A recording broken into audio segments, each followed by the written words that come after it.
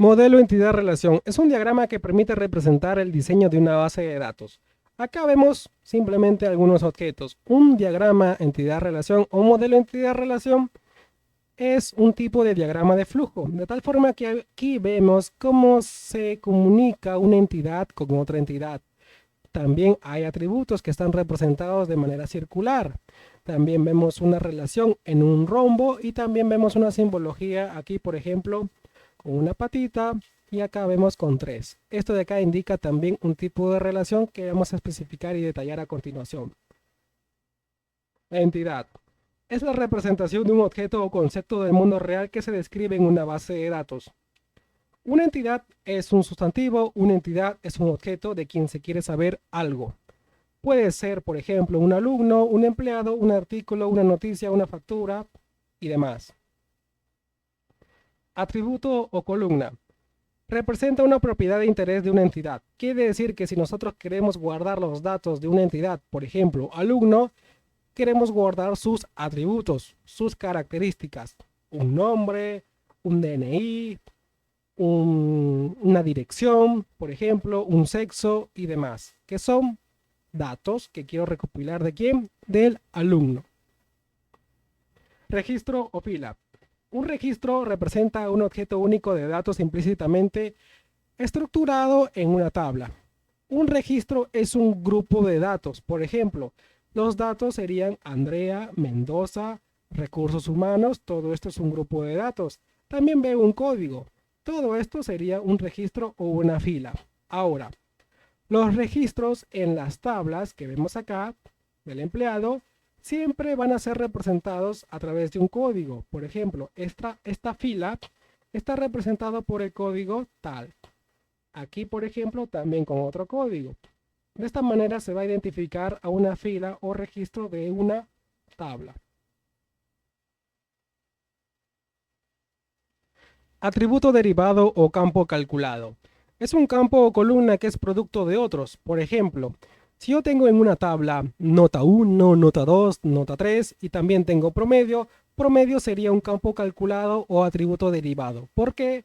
Porque promedio no existe por sí solo o por sí mismo, sino que es producto de quién? De nota 1 más nota 2 más nota 3, todo dividido entre 3 y de esa manera nace o se produce el promedio.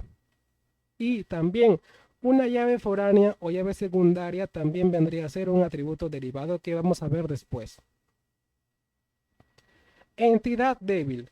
Una entidad débil depende de otra entidad para existir.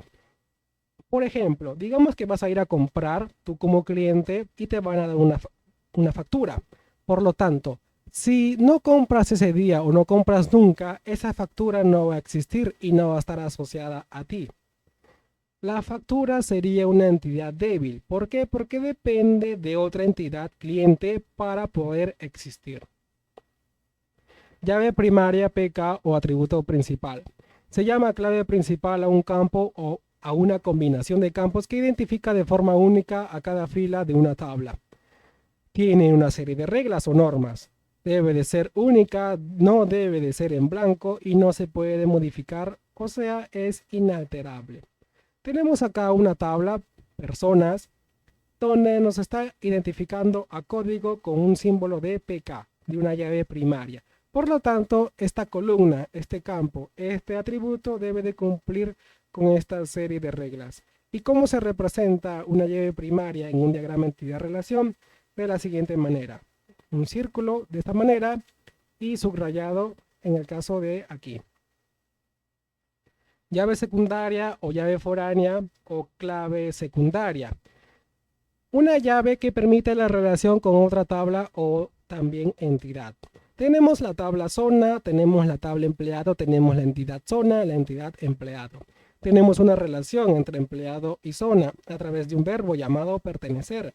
También vemos una simbología. Acá dice uno y muchos y por acá dice uno. ¿Qué es una llave secundaria?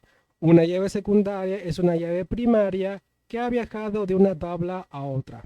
Por ejemplo, aquí código de zona es una llave principal ¿de quién? De zona, de la tabla zona. Pero como se está relacionando con empleado, este código de zona va a viajar a la tabla empleado o a la entidad empleado y se va a crear de esta manera. Pero, ¿por qué código de zona tiene que viajar a la tabla empleado y no al revés? No código de empleado, ¿por qué no tiene que viajar a zona más bien? Porque eso lo va a definir el tipo de relación. Aquí es uno y por el otro lado es uno y muchos en la simbología.